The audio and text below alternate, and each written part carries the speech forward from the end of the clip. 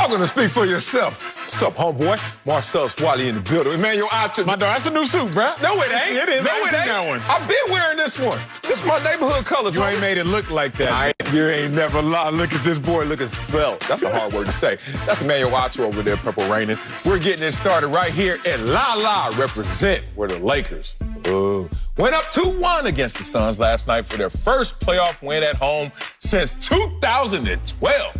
Anthony Davis had a strong performance with a game-high 34 points, and LeBron James added 21, 2-1 homes. The Suns did not have Chris Paul again down the stretch, even though Monty Williams said his shoulder had healed. Acho, what did the Lakers prove in their Game 3 win? Sale, they proved too much size, too much leadership, and their greats are too great. Oh, wow. Those are my three takeaways. As I looked at the game, I was listening to the broadcast, and Jim Jackson made a good point. He was the one calling the game. He was like, the Suns can't plant trees and expect them to grow overnight. What he meant by that was very simple. The Lakers got too much size that the Suns cannot do anything about this series. Lakers scored 58 points in the paint. They only scored 109 points in the game, so 50% of their points, roughly, came in the paint. Sounds good. So the Suns can't do anything about that. The Lakers did not even shoot the ball well, particularly from three. Only shot 25% from three, but still won the game by 14 points because there's just too much size. 15 offensive rebounds to the Suns' 8. And when you talk about rebounding, Sale, you know this. You said you played basketball for 1 day? 1 day in high school, 1 year when I was 8. My dog played for 1 day, and in the first day you learn this. Rebounding is about size and effort. Yeah. That's truly it. Yeah. Like, it has nothing to do with skill. Yes, some of the greatest rebounders of all time. You can look at the trajectory of the ball and where you think it'll come off the rim. Ask Dennis Rodman, etc. But for the most part, rebounding has to do with size and effort. Okay. So when you see the Lakers out-rebound the Suns 51-35 and out-offensive rebound the Suns 15-8, all of a sudden you realize, What'd you realize? bro, it's just a size thing for the Lakers because the Suns were playing with effort. DeAndre Ayton, Devin Booker, Chris Paul, as much as he could, was playing with effort. And then the leadership point, Sel. I think finally, I'm so grateful for this NBA playoffs because finally we're noticing the intangibles. In sports, it's so easy to notice the tangibles. Oh, they're bigger, they're stronger, they're faster, they can shoot better. But finally, this playoffs in particular, we're looking at certain matchups and saying, how come the more talented team is losing? Wait a second. Why the Mavericks beating the Clippers? Wait a second. The Suns are talent, as far as talent overall, top to bottom of the roster. They should be able to contend better, assuming Chris Paul was healthy, etc. Okay. But now we're realizing leadership matters. That's why the Clippers are being dismantled right now. And again, that's why I believe the Suns are getting dismantled. I said it yesterday, I'll say it today. Suns get 2 players ejected from the game, albeit late in the game, but 2 players ejected from the game?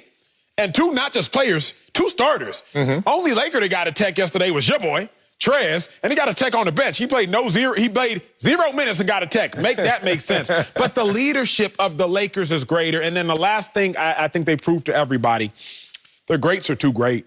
AD, LeBron James combined for 55 points, combined for 18 boards, 9 assists. Obviously, LeBron had all 9 of the assists. Their greats are just too great. Devin Booker had a bad day to have a bad day. Only 19 points, 6 for 19 from the field. Chris Paul, not necessarily his fault, if you will, but Chris Paul, he's maligned right now. DeAndre Ayton been doing his thing. He's still in his bag, but that's not enough. Devin Booker got to go for 35 just for them to have a chance. So greats are too great, leadership is great, and their bigs are too big.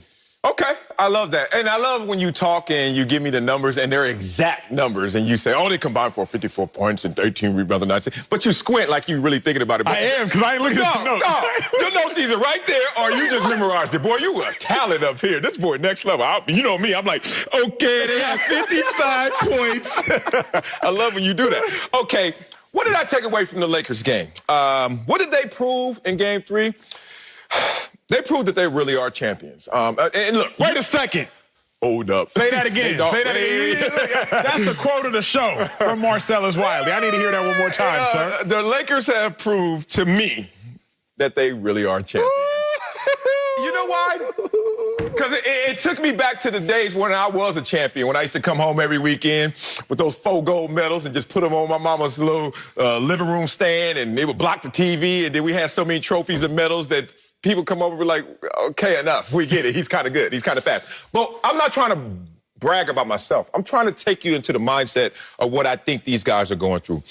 I remember going through prelims. I remember going through the semis. I remember watching Usain Bolt. I remember watching Carl Lewis, Maurice Green. They were jogging in those prelims, as you said. They wouldn't go all out because you know what? We're going to see when it matters most what you going to do and how is it going to matter. I look at this Lakers team right now. They are limping. They are jogging. They're going against a wounded duck, and they're saying, we're just going to give you just enough to beat this team. That's real. To advance so they can bring home those medals, bring home that trophy to mama's house again. And it's interesting. It takes me back to football last year. We had this big argument about Tampa Bay all year long. Tampa Bay made me look right, even though I wasn't right. Tampa Bay just won. But you remember that first game in the wild card game against the Washington football team? Yes, sir. Only up 5 yes, sir. in the fourth quarter. Fast forward to when they played the most dangerous team, Kansas City Chiefs. What did they do to them? Dominated. Smashed them, boys. They didn't even get a touchdown out of Patrick Mahomes. I'm looking at this championship team, the Lakers, as having that championship medal. I'm looking at them saying we're going to do just enough to satisfy ourselves as we self-correct and as we gain our strength going forward. So I learned a lot about the Lakers because I really was starting to discount them. I was really starting to look at them like, they ain't got it this year.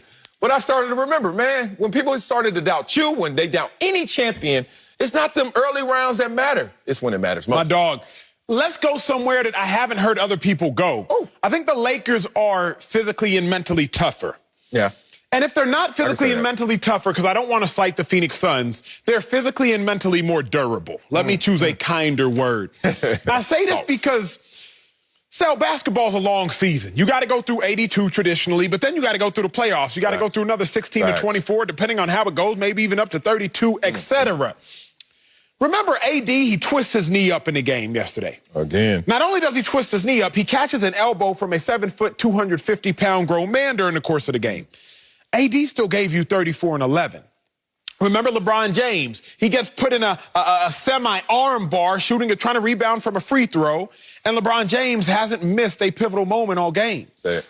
Chris Paul on the flip side, he gets hurt game 1, and it's impacted him game 2 and game 3. That's why I chose the word more durable as opposed to tough. Yeah. I'm not going to come out here and say that Chris Paul is not tough. Not. But what I am going to do is come out here and say, like, dang, Sal, he's just not durable enough. The one we all think about, 2018, remember the Rockets are playing the Warriors. Rockets have a 3-2 lead in the Western Conference Finals. All they got to do is close out the Warriors, win one of the next 2, excuse me.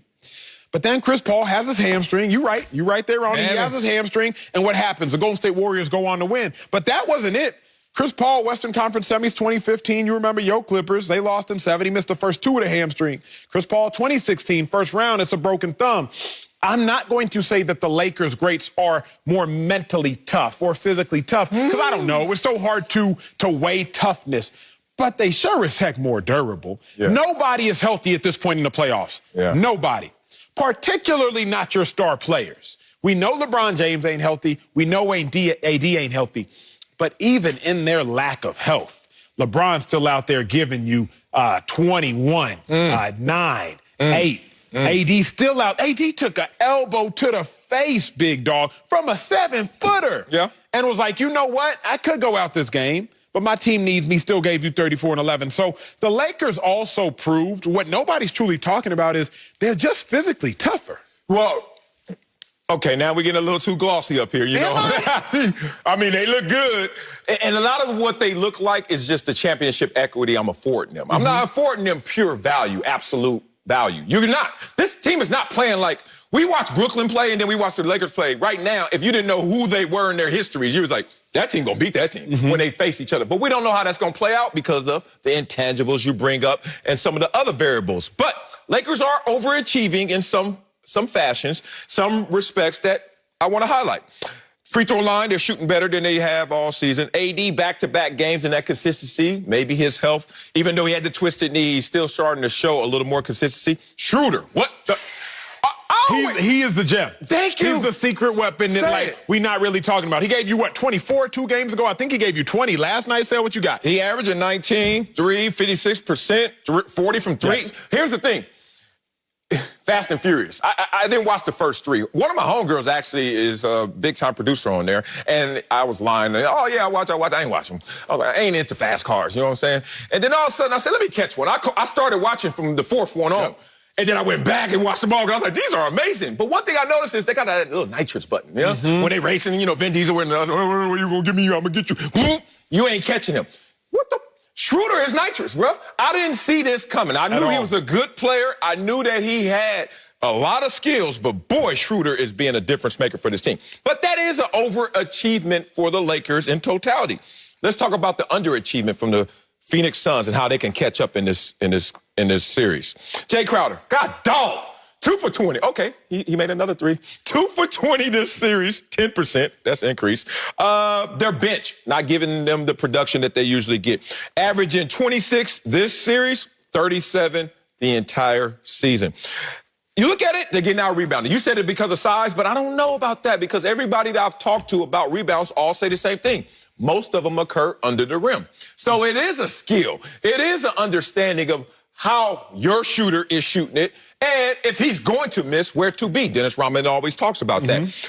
And the game that they won against the Lakers, they out-rebounded them. So it's somewhere in them in terms of potential. But you add all this up, man, look, it could look like, track analogy, it could look like the prelims. The Lakers really are just jogging. Hey, we got a little K-tape on the knee, we got a little K-tape on the shoulder, we just gonna get through. And that's why DK Metcalf looked so bad in that prelim, because they were jogging and they still smoked that boy, and he still got 15 fouls at 17th place, last place, they only call it 9th place. I don't know what the hell happened. Okay, so that was really bad right there. I had to sneak that one in. But if you got championship medal, the good thing, if I'm a Laker fan, if I'm one of the Lakers, we don't need to forecast how great we're going to be. We don't need to make y'all understand that in the 2nd round, 3rd round, when the finals come, we're going to look amazing right now. Just advance like we see in track, except DK Metcalf. I hate you so much. The crux of all of this, and this can be simplified into one very simple sentence. What? The Lakers are always and have always been in full control of this series. And I think finally we're realizing this. The Lakers, Game 1? Yes, and here's why we know that. You lying. If the Lakers had to win game 1, they would have won game 1. Ooh. LeBron James and the Lakers knew they did not have to win game 1. They also knew this, though. What? They had to win game 2. Because if you go down 0-2, I think you told us yesterday, 6.6% chance you'll win the series. You're right. So the Lakers knew they had to win game 2, and they did just that. The Lakers want to go ahead and win at home, and they've done just that. And now they realize, let's go ahead and go for blood. Let's go ahead and go for the kill, and let's end this. So ultimately, you can summarize all this. What the Lakers prove? They proved they've been better than the Phoenix Suns. They proved they are better than the Phoenix Suns. They proved they're going to be better than the Phoenix Suns. And to your point, they did, in fact, prove that they are champions. I feel so bad watching you march in front of my house on this campaign trail. Go, Lakers, go. Go, Lakers, go. But I am going to join you on that campaign trail. But the only one thing can stop both of us, campaign. That boy can cook. Come on, campaign. Say today. Coming up, Luka Doncic has been putting in work against my squad. Yes, he has.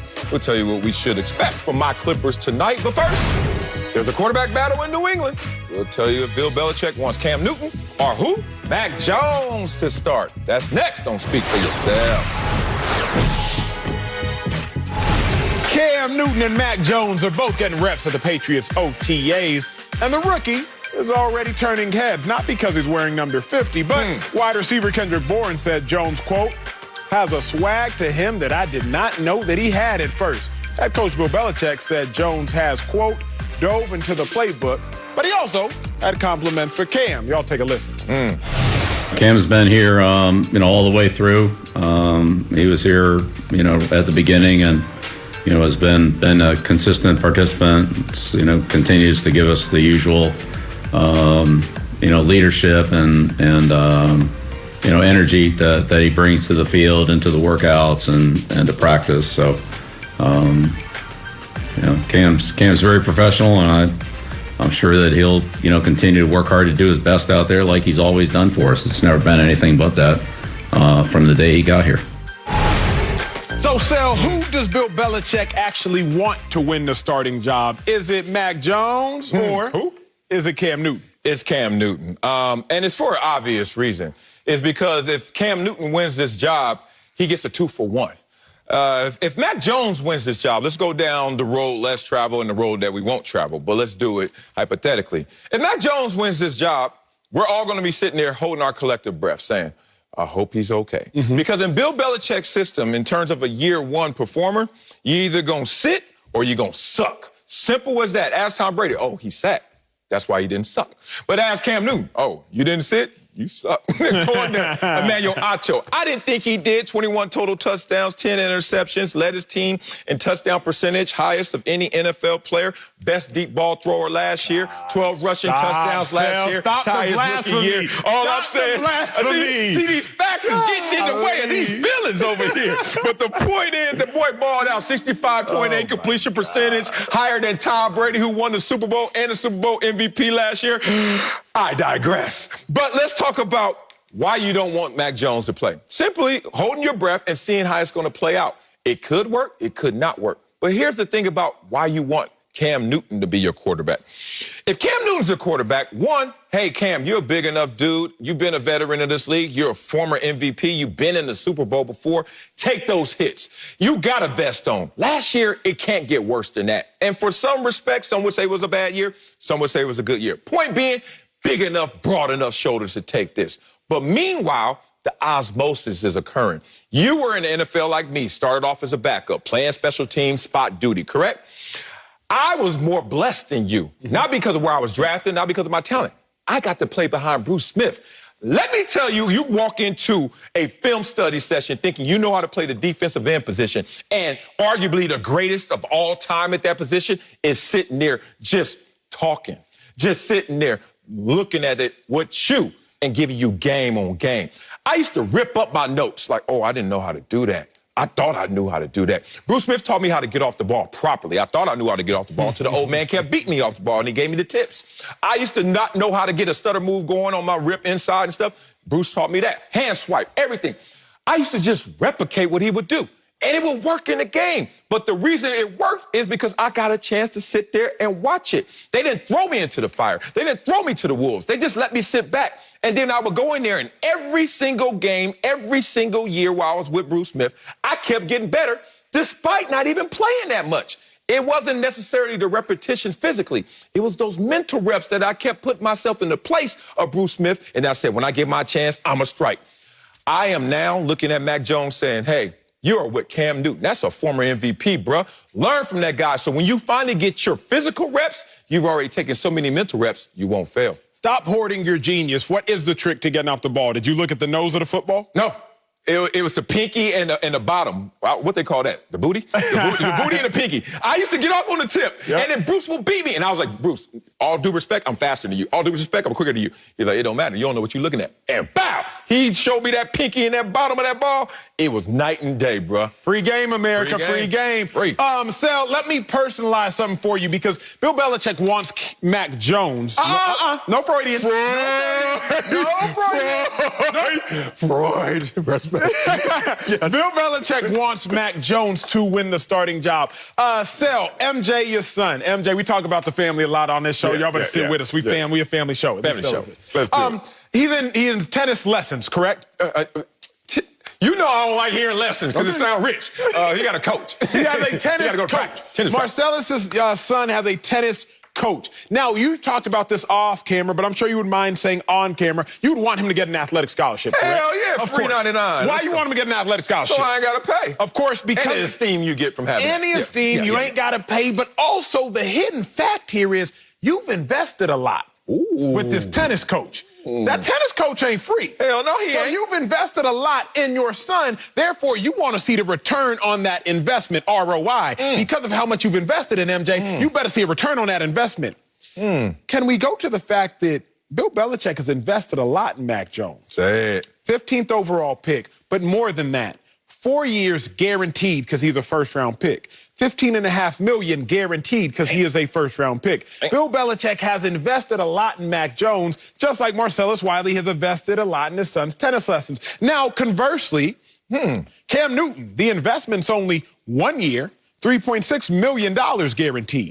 So if I'm comparing investments, you always want that which you invested more in to give you a greater return on your investment because of how much you invested. So Bill Belichick doesn't want Mac Jones to win the starting job because he likes him more, because he is younger. He wants Mac Jones to win the starting job because he invested a whole lot in Mac Jones. So for me, Sal, I look at it very clear and simple, very cut and dry. The person or the thing in which you invested the most in, that is the person or the thing in which you want to succeed the most because of the investment. Damn, boy, I can tell you be doing your prep like Acho does prep. That is next level comeback right there.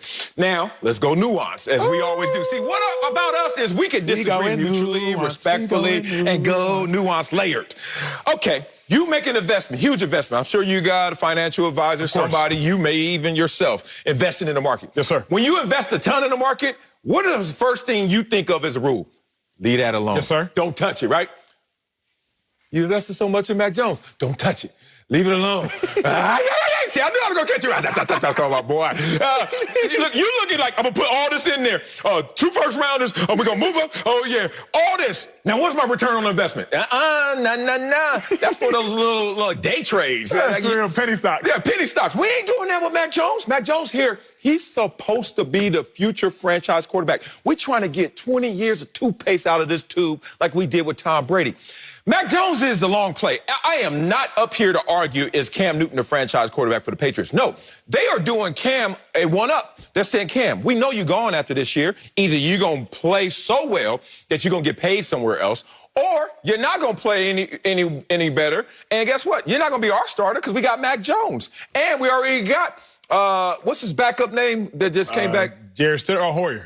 Brian Hoyer. Damn, 6-time back in New England. 6-time. Brian Hoyer is the backup going forward. Yep. He's the veteran presence in that quarterback room. But Cam Newton, you gone one way or the other from being a starting New England quarterback after this year. So that's why that example falls a little short. Let's also talk about this. You talking about my son, MJ, in a positive way. You smart. You say something bad about my boy, it's on. Furniture moving up in here. Nah, my investment in my son is not just to see what he turns into, but what it's going to keep him away from as well. Think about this. Oh, I see where you're going. You see what I'm saying? Like harm's way, idle time, the devil's workshop, like whatever you want to call it. And people always come up to me like, well, he ain't going to grow up like you. I was like, yeah, he going to have a different set of trials and tribulations. Different costumes, same damn problems. We had drug problems growing up in my neighborhood. He gonna have his drug problems. We had gangs, they got cliques. Like, it's just different costumes, right? But I'm gonna keep this boy so busy that by the time he realizes I wanna go get into something, I'm too tired to do it. That's my goal with that. Mac Jones, I'm gonna have you in that playbook so tough, so rough, and then Cam Newton give you all those mental reps, and you just watching the game of football slow down week by week, like it did for me my first year. I don't think I started my first year. My second year, I got one start. It feels like that. Maybe the record shows different. But my mind, dog, if they would have threw me in there rookie year, September, trust me, I would have been out the league that year. But after that, it just slows down and you start to internalize it for what it is, a game that you can actually conquer. But let's go here. If Mac Jones wins the starting job, that means that Mac Jones is quality enough to be a starter. How do you win? Don't lie to people. How do you win a job in the NFL? Practice, preseason, that ain't winning it. You know when that game go real. It's different. That's fair. That's a good point. Come on, that ain't winning it. That's a good point. And then you get smashed. But to win it in practice and preseason, which can be proved very void as soon as you get to the week 1 game, it does mean that at least you were outplaying or outperforming Cam Newton, which means a little something to me. But I really just gave y'all that football because it's a sports show. I got to go back to life. Before MJ had a tennis coach, there had to be a point in time maybe where you had to drop him off at a daycare. I would assume, right? Yeah, you had to drop him off at a daycare just because you were doing something, Anne-Marie, your wifey was doing something, y'all were both busy. But I know this much, Marcellus Wiley. If you had a personal relationship with the owner of the daycare, they would have a heightened responsibility to take care of your son because y'all had a personal relationship. Say, for example, you had previous kids that you took to that daycare and the owner of the daycare had always handled those children well, then you know that, you better take care of my other son, MJ. Now, Nick Saban and Bill Belichick have a relationship. And Nick Saban always drops off, I'm not going to call him his kids, but I'm going to call him his athletes. He always drops off his athletes at Bill Belichick's daycare. Bill Belichick's school, his organization, if you will. Mind you, Bill Belichick and Nick Saban have the most college and pro transactions of any coach in the NFL and coach in college. They have 7 transactions since 2010. Alabama to the Patriots. So Nick Saban knows, hey, if I drop off my athletes with you at your daycare at the Patriot school, then you got to do them right. Because you've always done them right. Always have. Dante Hightower, et cetera, et cetera, et cetera. The list goes on. So Bill Belichick knows, Marcellus, that he has a heightened responsibility to hope this Mac Jones situation goes well and to ensure that this Mac Jones situation goes well, because that is the pipeline to a lot of my success. My captain middle linebacker, Dante Hightower, who helped me win so many Super Bowls, at least 3 of them, came from you, Nick Saban, came from your previous college. Thus, I think Bill Belichick has to hope that Mac Jones wins the starting job because of that relationship between him and his primary pipeline. You sure Saban ain't gonna drop off Mac Jones? And Belichick will be like, all right, have a good day, Nick. And as soon as he turn away, drive away, he'll be like, now sit your ass down, Mac Jones. You ain't doing no work for you, bad little kid. Coming up, Aaron Rodgers, you got me there, has been vacationing in Hawaii while driving. Why he sucking in that photo? Who does? Aaron Rodgers. You don't do that either? Exhale. I do, but I be trying. You can play it off better, that's all. We'll tell you what the Packers can do to fix this next. Speak for yourself. Yeah, you can't have a V shape. You can't do it, man. Sunday, the best NASCAR season ever continues as the Cup Series returns to Charlotte, North Carolina for the Coca-Cola 600 at 6 Eastern, only on Fox and the Fox Sports app. Pakalaka. Speaking of NASCAR, vroom, vroom, vroom, Sunday, don't miss your chance to win Clint Boyer's new Camping World RV and $25,000. Download the Fox Bet Super 6 app, answer 6 questions about Stage 2 of the Coca-Cola 600, and enter the sweepstakes for your chance to win. It's completely free to play. Vroom, vroom. Let's head to Green Bay, where there's plenty of drama. Aaron Rodgers has been vacationing in Hawaii, sucking it in, trying to get a six-pack, but he's still on the Packers roster. A report says the team is not budging on keeping the reigning MVP, while another report says some GMs feel Green Bay has the leverage over Rodgers because they do not have to move him, and he could have to sit out the season. So, Acho, what more can the Packers do to fix the Aaron Rodgers drama? Sal, you know I pride myself in coming up here and giving you complex, nuanced, layered takes. You do. I come up here and try to be one of the greatest television orators on sports and just mix and match my words to give y'all something that you've never thought about. Here come the drums. But today I got nothing. You ain't got On this topic, I have nothing. Okay. Because what more can the Packers do? Nothing. Wow. Y'all know this, and put yourselves in the Packers' shoes for a second. We have all angered or aggravated someone to the point of no return, meaning we've all done something so rude that we take a step back, and the first thing we do is we apologize, typically. Yeah. Then the second thing we may do is get a gift. Right, buy flowers, something like that. Right off the freeway? Just to wherever we can find them, we gonna buy flowers. Then the third thing we may do is, make them dinner or apologize again. But still, there comes a point in time after the flowers, the dinner, the apology, that they're still upset. And you have to make the wiser decision to just take a step back and say, you know what? You got to get over this on your own time. The Packers have angered Aaron Rodgers so much that they tried to apologize. General Manager Gutekunst said, man, Jordan Love is still a ways away from playing. They tried to give Aaron Rodgers his verbal flowers. Head coach Matt LaFleur said, we want Aaron Rodgers back in the worst way. But Aaron Rodgers, rather than drawing closer, has pushed himself further away. He's out there in Hawaii chilling right now. Let me personalize it, experience. Because you were just there. Yeah, personalize it, damn it. Let's hear it. I got 2 close friends. 2 close friends. They used to live together. So that's what I'm talking about. They were close roommates, used to live together. Here's a problem. They communicate differently. One of them is very confrontational. The other hates confrontation. Not a good combination, particularly if you're roommates. So the one who's very confrontational is always like, hey, I want to amend the situation. I want to amend the situation. How can we amend the situation? The one who hates confrontation is like, you've already wronged me. So the more you're trying to fix it, the more upset I'm actually getting. Fast forward, they don't speak anymore, nor do they live together. Now, I think that's how it's going to end with the Packers and Aaron Rodgers. Ooh. They won't speak anymore, and nor will they live together. At least they won't share a stadium, Lambeau Field. The Packers can do nothing else to fix the aggravation of the situation. The fact of the matter is they just got to let Aaron Rodgers be, and hopefully he comes back around. Woo! Fire take for having nothing. That was a lot of something. That was great. You sounded like Aaron Rodgers when you said, I have nothing. Because Aaron Rodgers, you have nothing in terms of leverage. You have nothing in terms of power. You have nothing in terms of ammunition against these Green Bay Packers. Those GMs are right. Because you know what? They know their job. And they know what they stand on in power. I hate being a former player and then I got to just correct players and tell them how the rules go, how the game goes. Because then you look like, I look like a player hater, like literally a player hater. Marcellus, what you doing? Talking for the establishment, talking for the power. I'm just talking about what's right. And this is what gets me in so many issues and so many problems with my friends. Because I only chase the truth. If the truth attaches itself to you, then you're going to think I'm in favor of you. But if the truth is separate from you, you're going to think I hate you. And I don't give a damn who you are. I love the truth. Let's talk about this situation and the truth. You broke bread and talked some game right there.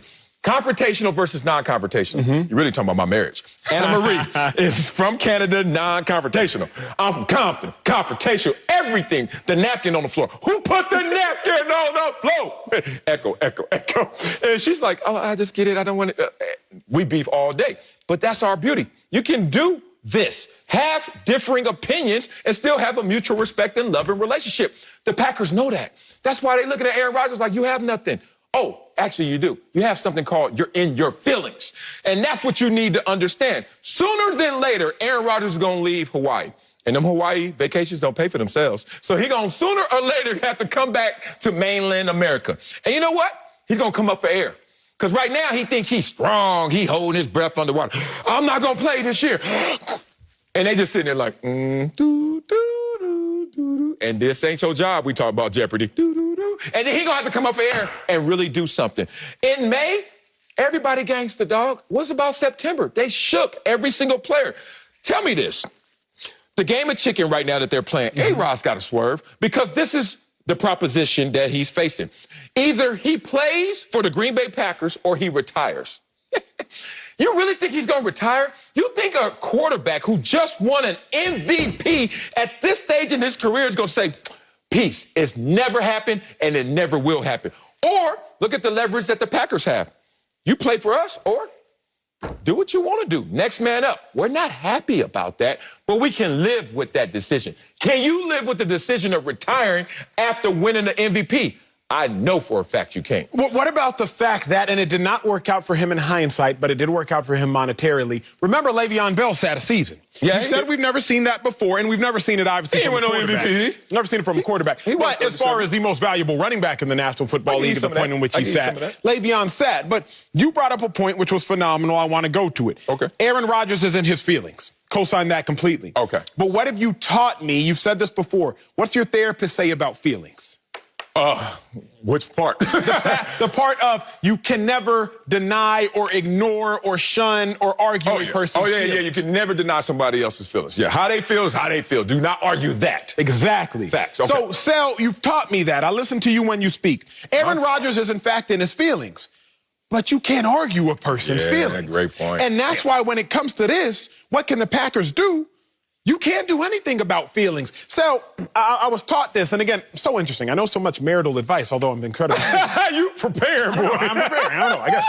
Noah did not wait until it started raining to build the ark. That's my thought process. Facts. So what I've taught is this. When somebody is arguing with you, when your significant other is arguing with you, there is one very quick way to alleviate an issue. Do you want a solution or do you want comfort? Oh, yes, yes. Do you want a solution or do you want comfort? I'm so logical, Sal. When people come to me with issues, Emmanuel, I just got laid off. Emmanuel, somebody is sick. Emmanuel, I'm having financial issues. I instantly go to, okay, let's figure out how we can make more money. Okay, let's figure out what doctors we can call to alleviate the illness. Okay, let's figure out how we can manipulate the stock market to your favor. I'm always trying to figure out solutions. But with so many people, Sal, they don't necessarily want solutions. They want comfort. They want comfort. The more you bring them solutions, the more frustrated they get because they didn't come to you for a solution. They came to you for comfort. Aaron Rodgers doesn't need the Green Bay Packers solutions right now. What do you want, comfort? Because none of the solutions are working. He don't need the, oh, Jordan Love isn't that good. I don't care about that. Ooh. Aaron Rodgers doesn't need, oh, Aaron Rodgers, we miss you terribly. I don't care about that. What do you want then? What he wants is the comfort of being traded. That's it. Damn. That's all he wants is the comfort of laying his head somewhere else. So keep coming with these solutions if you want to, Packers. All your solutions are going to be wrong, just like all my solutions are wrong when they are logic to someone who is in their feelings. Man, God, you're right, and golly, I hope you're wrong. Because if that's the case, you're trying to tell me a 37-year-old MVP of the league last year is just stuck in his feelings and wants to be comfortable? What the hell is that about? Can we pivot for a second? Can we pivot for a second? Because I'm right now, I'm in this Cadillac about to turn. Can we pivot? Okay, let's pivot. Kwame Brown.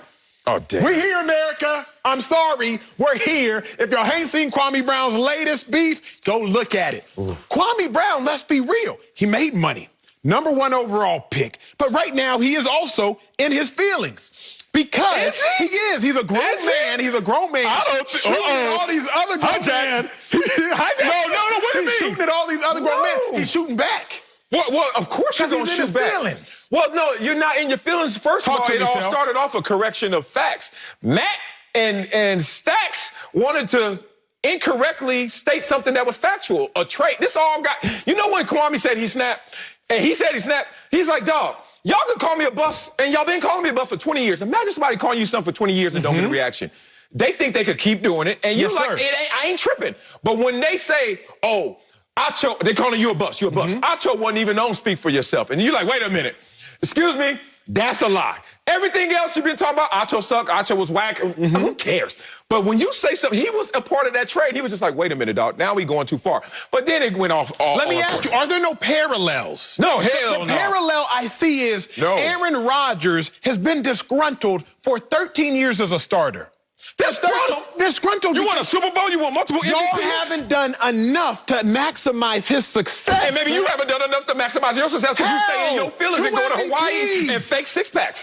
That's who you are. Be faking six-packs. But 2 MVPs, Sal, they haven't done enough. For years, Aaron Rodgers has sat quietly. He sat quietly. Y'all didn't draft no first-round pick receivers.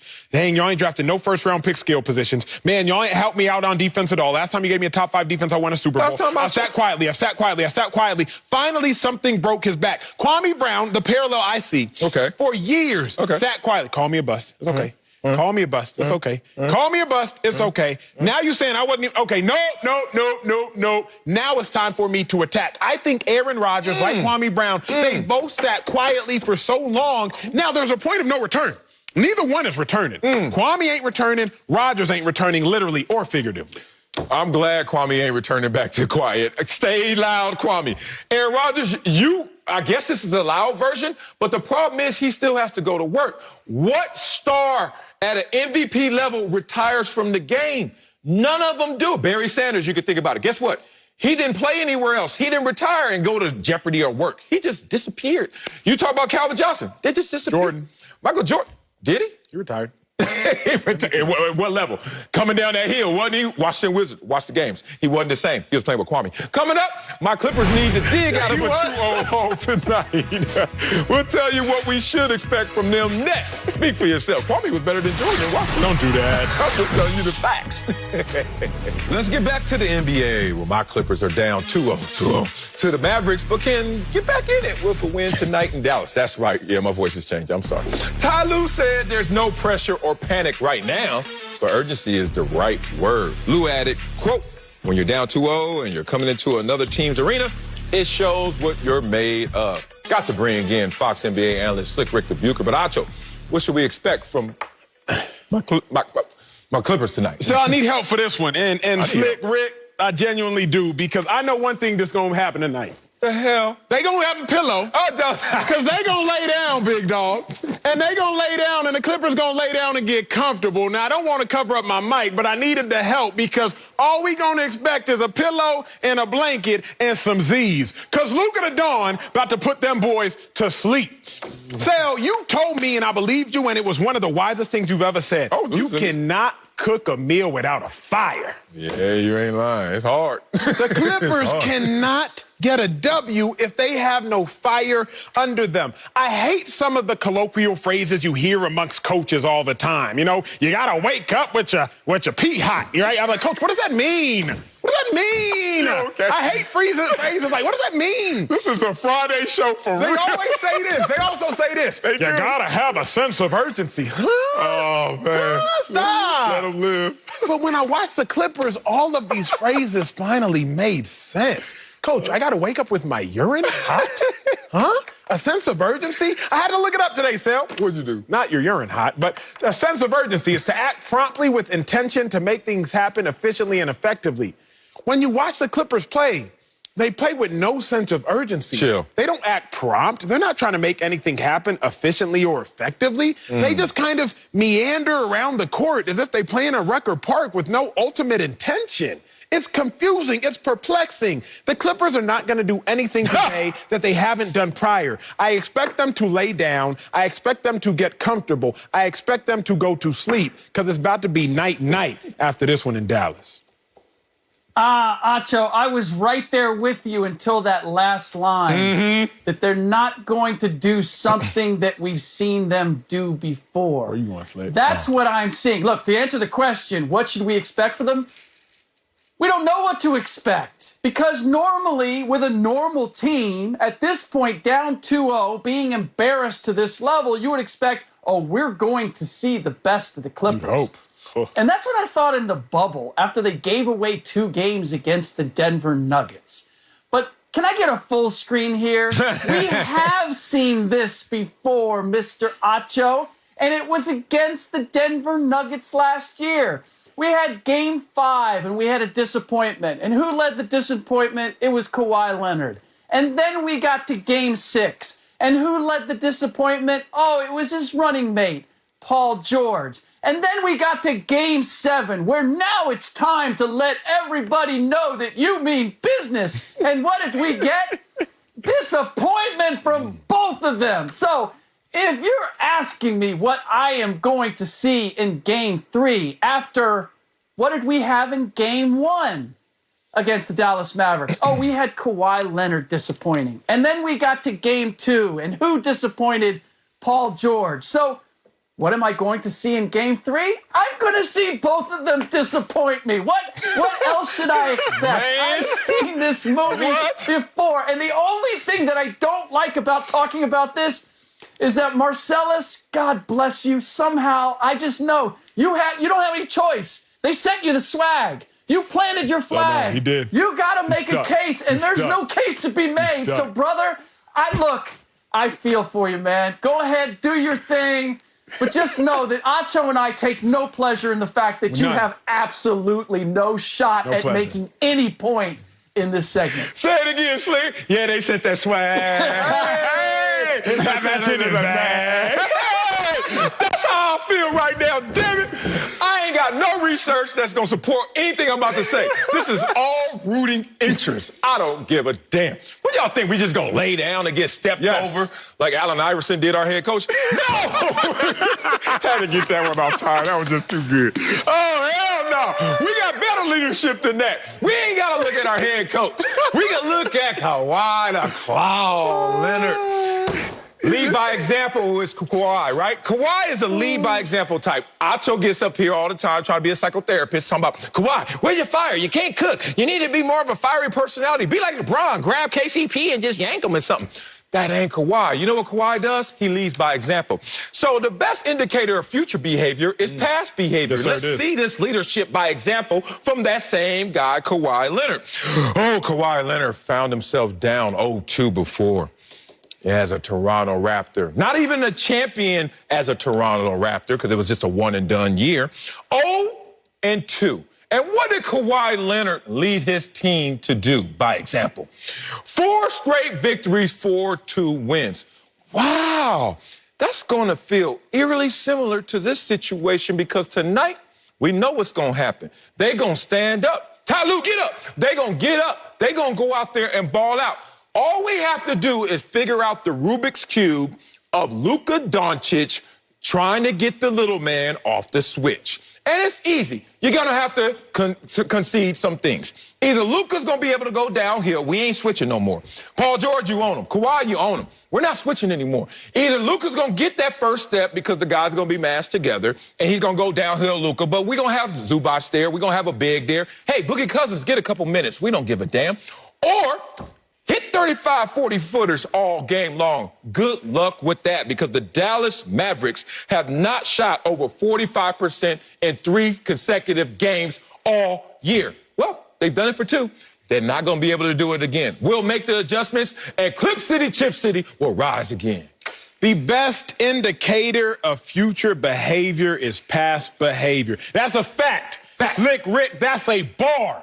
So with that being said, there are 75 players who have played 35-plus NBA playoff games in the last 6 seasons. And playoff P ranks 74th of the 75 in winning percentage. The best indicator of future behavior for playoff P is his past behavior, and he has the worst winning percentage. Second worst. I apologize. Anyway, we already know what the future behavior going to be, Slick Rick. I'm going to throw you the oop. Hopefully you can do something with it, unlike the Clippers. Damn. Yeah, Acho, sell us now is you listen to a band and they have that one big hit and it's like 10 years old, but they keep, every time they trot it out, I will get everybody hyped again. We're going to play it again.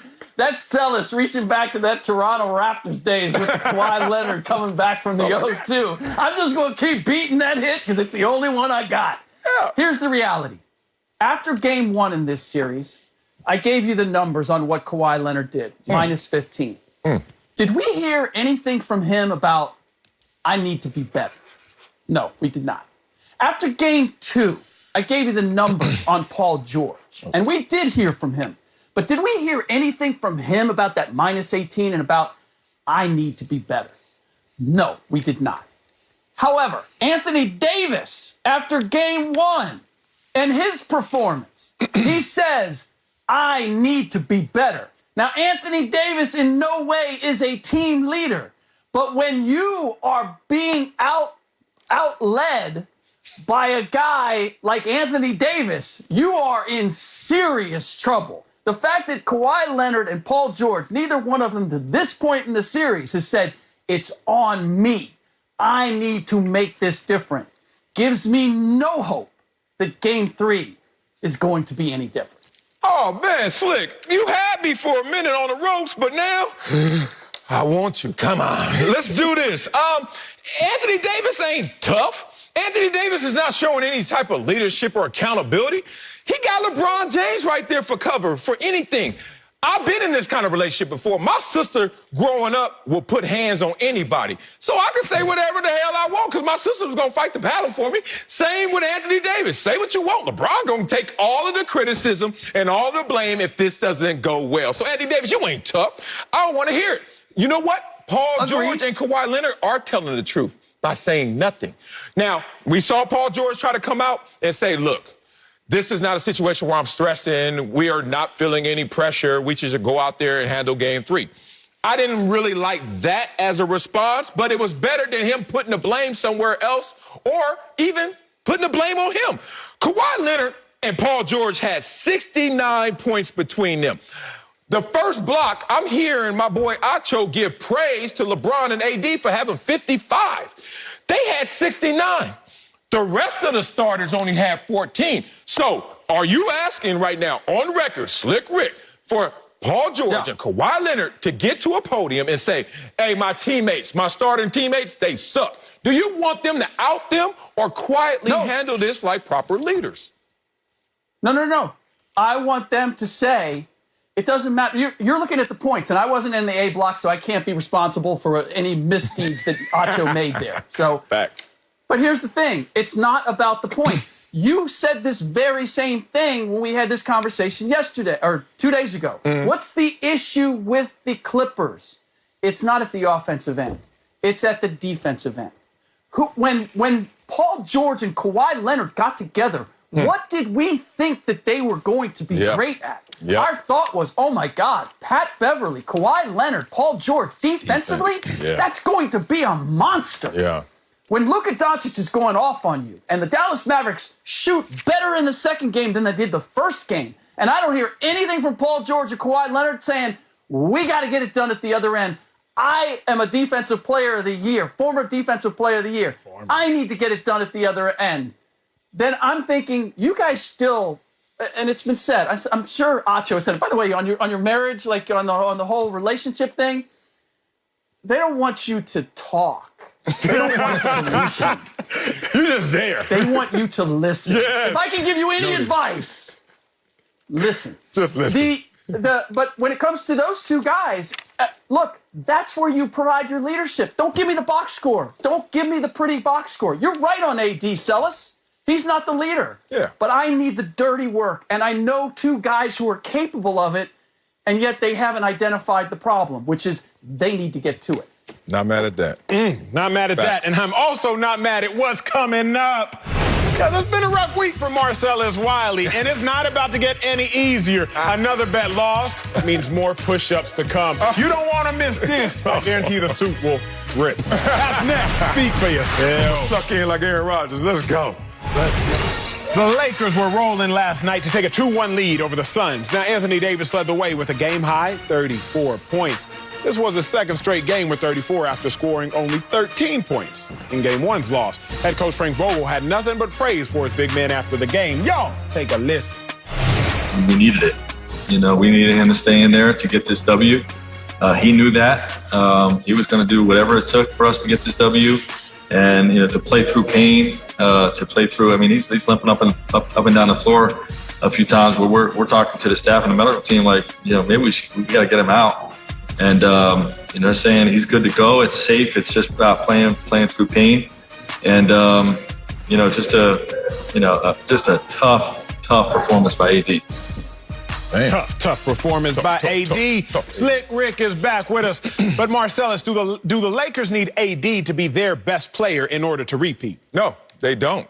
They need the best player on their team, the 2020 NBA Finals MVP, LeBron James, to be LeBron James, which is the best player on his team. You know what was funny about reading this? The first glance, I'm sure all of you guys didn't even catch it as well, that this was really a shot at LeBron James, basically saying, if you flip it on his head, if LeBron James is the best player on your team as the Los Angeles Lakers, guess what? You guys are not going to win it all. Really? That fast? That quick? I know his numbers are down from last year in terms of playoff production. It's just 3 games in, but the impact, is it really down that much? LeBron James? Let's talk about that impact, because I had to read this the way that it's supposed to be read, not the way that they advertised it. I'm not a contrarian, y'all. Nah, which is contrarian because it's me saying I'm not a contrarian, but I'm more counterintuitive. I just look at things always from opposite perspectives, especially the one I'm not rooting for. And as much as I have some sly words for LeBron James and the Lakers, I got full respect for the King. I know that there are intangibles. I know that there are immeasurables, things that we don't even see on stat sheets that LeBron James, just in presence alone, just in game alone, actually has impact on this team. So if this team is going to go as far as it did last year, win it all, Anthony Davis, I know he's a champion now, but he still needs LeBron James to actually lead this charge. Anything else is, to me, a little too insulting for the King, who is still wearing the crown. I co-sign that take to a degree. The Lakers do not need Anthony Davis to be the best player in order to repeat, but they do need Anthony Davis to be the best scorer in order to repeat. The problem is we have no delineation in this day and age. Who scored the most points? They must be the best player. Check yourself, people. AD scored 34 points to LeBron's 21, but LeBron contributed to 41 points to AD's 34.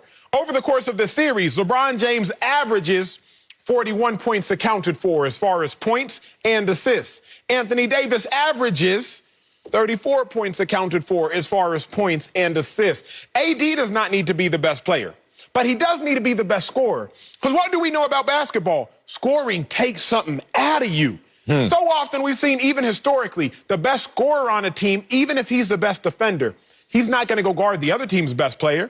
Because if you got to expend your energy on defense, we're not going to get the same out of you on offense. Look at Kawhi Leonard. He's always the best defensive player on his team from the guard position, from the forward position down. But Kawhi doesn't always pick up the best offensive player because they need Kawhi Leonard to go out there and get buckets. As a result, Kawhi Leonard just focuses on offense because scoring points expends energy. The Lakers are not running a sprint.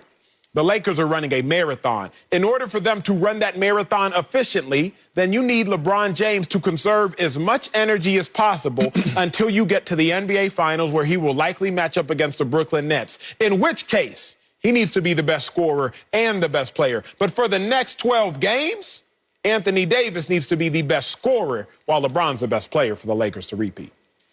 Can't disagree with anything either of you gentlemen said, other than that the Lakers are going to meet the Nets in the finals. But that we'll save that for another day. Here's the thing. AD doesn't have to be the best player on the team. He has to be the best player he can be, which goes beyond just the scoring. It does go to the rebounding. It does go to defense. But I need to remind you, when we saw AD at the end of the regular season without LeBron James, he was 4 and 5. If you look at Game 3 that everybody's getting all hot and bothered about, yeah, he had great numbers. Rebounded, shot. He had 0 assists. I've said many times, you've heard me say it. Stars get their numbers.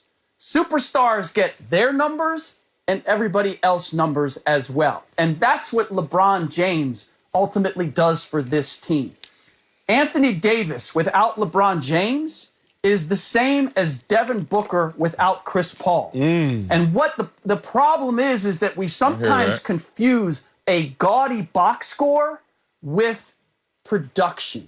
And that's how LeBron James lost or was robbed of the MVP, the regular season MVP last year, because people looked at AD's numbers and made this same argument. Oh, well, his numbers look bigger and better, therefore he must be the best player. And that's just simply not always the case, and it's certainly not the case here. They are not going anywhere unless LeBron James is driving the boat.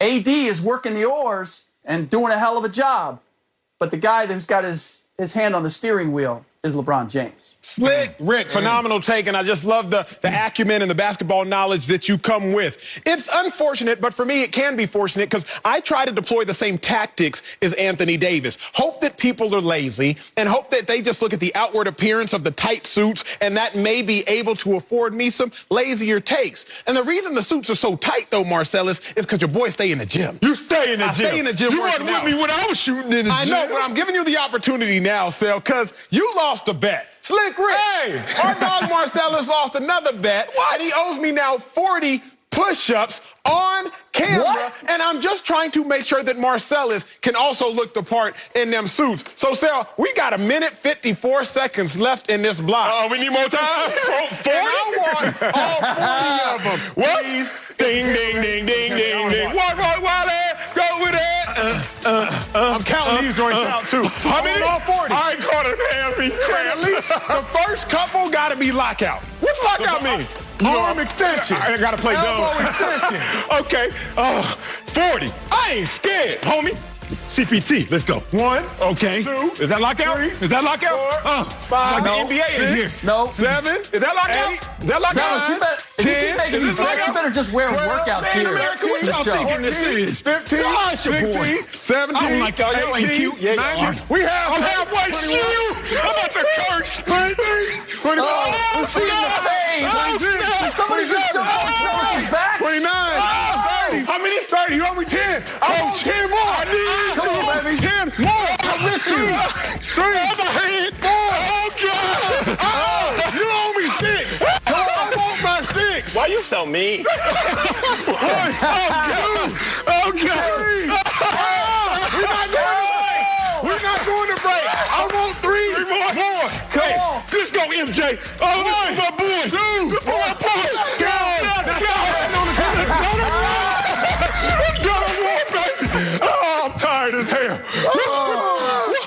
Yo, he got to stop betting That on was these 37 and 3 head dips. Y'all better win tonight, damn it. Coming up, Y'all killing me. it looks like Julio Jones is leaving ATL. I'm tired. I'm tired counting his push-ups. But is Julio worth the first-round pick? We're going to answer that after we recover. Next. Man. For yourself. Boy, 30. 2 seconds. 40 hit. Jones is done in Atlanta. Report says the Falcons have discussed several trade offers for the 7-time Pro Bowler, including an offer for a future first-round pick. And there's a sense around the league that a trade could go down as early as next week. So, Joe, is Julio Jones worth a first-round?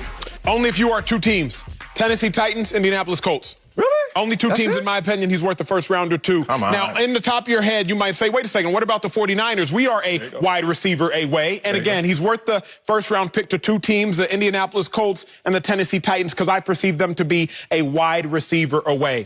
The 49ers fans might say we're a wide receiver away, but remember, y'all just traded 2 future first round picks for your quarterback. Y'all can't afford to do it. The Rams might say, okay, we like Kupp. We also like our USC guy, your homeboy. Who's that? Woods. Robert Woods? The Rams might say, yeah, we a receiver away as well. But remember, y'all just mortgage future first-round picks for your quarterback. Bears fans, man, we're a wide receiver away. Don't get it twisted. Allen Robinson is that dude. Your quarterback was a limiting reactant. So there are only 2 teams, to me, that are one wide receiver away from winning a Super Bowl. It's the Tennessee Titans. It's the Indianapolis Colts. The Colts' leading receiver last year was 31-year-old T.Y. Hilton. He had 731 receiving yards. The Titans' second best receiver last year, Corey Davis, is no longer there. The Titans, to me, if you have Derrick Henry plus Julio Jones plus an especially efficient passer in Ryan Tannehill, y'all are Super Bowl contenders. So Julio still, to me, he's not worth the first-round pick. You got 2 more great years out of him, in my opinion. He's 32.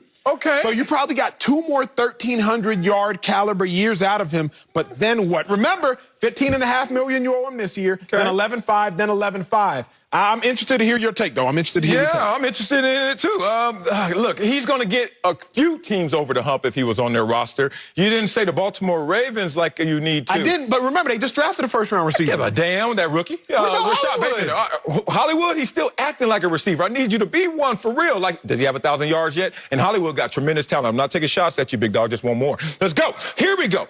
You didn't answer the question fully because you took it to where you wanted to go. There's a difference between are you worth a first-rounder and should a team pay the price for that, right? Go there. Yes, sir. You know, me and my wife, every time I roll down, she's like, how much it costs? I'm like, is it worth it? And we have 2 different conversations. He's worth it. Let's go fun. Let's have a little fun time right here. Tell me who's better, Julio Jones or this guy, Joey Galloway? Julio. Exactly, and he was traded for first. Keyshawn Johnson. Julio. 2 for 2. Peerless Price. Damn, this is my dog. Julio. Come on. Randy Moss. Oh, okay. I didn't say that. Deion Branch. Julio. Come on. Roy Williams. Julio. Percy Harvin. Julio. Brandon Cooks. Julio. Brandon Cooks again. Julio. Mario. Damn, first. Amari Cooper. No, wait a minute. 24-year-old Amari. We got to factor in age. Damn, how old he is? Chuck E. Cheese. No. Amari. I don't care. No. Amari Cooper has not had a day in the NFL better than Julio Jones. You better stop. You better stop. Keep going, though. Keep going. Odell Beckham Jr. I love Odell. Me too. Factor in age. Well, you say that because I ain't answering. Yeah, I'm like, and then Stephon Diggs. Now, last Buffalo year and you got 3. I named 15 dudes. Yeah, he's worth a first-round pick. All these other guys, no shots at anybody, but Julio's better than most, if not damn near all these guys. So, yeah, he's worth it. Pay the price. Baltimore needs to be in your list. Worth it? More teams need to be thinking about it. Here is the question, and I'm glad you brought up the receiver Amari Cooper because I think that highlights the point. The point for me is not that Julio is not better than all those receivers you named, Deion Branch, Roy Williams, et cetera, et cetera, et cetera. But you got to factor in age when you're talking about the thing. Still, when you go to buy a house may look better, but you know what they say about a house. Hey, when's the last time they replaced the AC unit? When's the last time they replaced the watering and the piping? Because the house may look better. But if you got to expend a whole bunch of energy to replace something very quickly, then is it in fact better? Julio Jones is on paper better than Amari Cooper, you would think. But over the last 3 seasons, the same amount of time, Julio has missed an additional 6 games. Amari has 3 more touchdowns. But yes, you are correct. Julio has 500 more yards. Come on, so it's tricky, Sal. It's like, do you want a receiver that's higher but on a decline? Or do you want a receiver that's slower but potentially on an incline? That's why I would wouldn't give up a first for Julio. Man, I hate to do this, man, but he deserves it. He's worth it. You try to use the age argument. He's no Jerry Rice. He's not the GOAT. He's not, but he's that tier under that. And Jerry Rice was 39 and 40 years old, getting 1,200 yards and 1,100 yards. I think Julio, that physical specimen, can ride a little longer than just 2 years. Here, since 2010, you know who has the most receiving yards? Obviously, Julio Jones, because I'm bringing it up right now. But who's second? AB. Who's third? Larry Fitzgerald. Who's fourth? DeAndre Hopkins? Like, dog, Julio Jones. You know what's funny? Because he's in Atlanta with Matt Ryan, and Matt Ryan has the most passing yards, but it's kind of empty calories because they went to one Super Bowl, had a lead, got caught. We don't give them their full amount of respect and credit. I think Julio Jones is in that same position. Almost like how Carson Wentz is trying to erase what people think of him, but that was for bad performance. Julio's actually want people to erase what they're thinking of him for good performance, because he's a champion stuck with just productive numbers. Coming up, my guys need to pull out a win tonight. Yes, we do. But we'll tell you if they can slow down. Luke Doncic, what am I doing on the bench next? Speak for yourself. I need that picture. Yo, we already know how desperately Marcellus's Clippers need to win Game 3 tonight to stay in a series against the Mavericks. Now, Marcellus is making no more bets, but it's probably because Luka's been dominating the series, scoring 70 points in the first 2 games. So, Sal, will the Clippers slow down Luka tonight? Huh? The question? Look, I'm lying if I say yes, but we have to. It's so funny. You know, I'm a Clipper fan. Love it. Everywhere I go in L.A. every day, I'm talking Clippers. I'm talking PG. I'm talking Kawhi. I hear more about Luka than my own team. People are like, what y'all gonna do with Luka? And then I was like, no, but Paul ain't what you gonna do about Luka? I don't know what we're gonna do about Luka. The answer is no. No, we can't do nothing with Luka. Yeah, this is great. Them switches. Hey, stop playing, man. And why you over there being a strength and conditioning coach? Look out. You over there side career. That's it for us. 6 straight hours. NASCAR. Next.